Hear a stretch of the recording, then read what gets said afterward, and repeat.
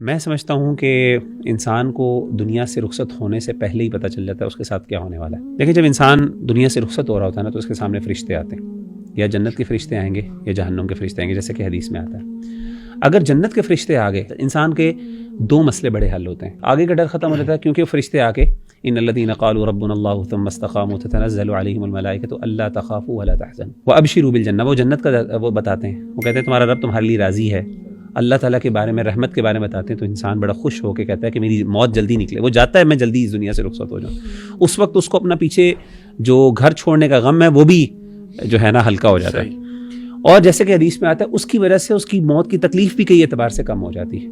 اس کی روح فوراً نکل جاتی ہے. یعنی تکلیف ہوتی ہے لیکن وہ زیادہ پرولونگ نہیں ہوتی، جلدی نکل جاتی ہے جان اس کی، بالکل ایسے جیسے کہ اسموتھلی. آن دا کانٹری، اگر ایک بندہ اللہ معاف کرے ابھی سانس آخری اکھڑ رہی ہیں تو اس وقت اللہ معاف کرے آ جائیں جہنم کے فرشتے آ جائے تو انسان کو پتہ چل گیا کہ اب میرے ساتھ کیا ہونے والا ہے. ایسی بات نہیں ہے کہ اب اس کے لیے اس کو قیامت کا انتظار کرنا ہے. اس کو پتہ چل گیا جہنم کے فرشتے آ گئے تو اب ہی از ڈومڈ.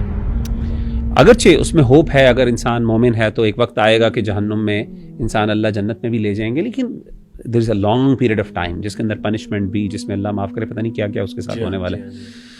تو میں سمجھتا ہوں کہ یہ جو موت ہے نا، یہ انسان کے لیے بہت it should be life changer for us. اس کا جو ذکر ہے خاص طور پہ، یعنی موت سے بڑھ کر نصیحت آپ کے لیے کیا ہے؟ اگر موت آپ کو کوئی نصیحت نہیں دے سکی تو اس سے بڑی پھر آپ، اس کا مطلب آپ کا دل پھر پتھروں سے بھی پتہ نہیں کس چیز کا بنا ہوا.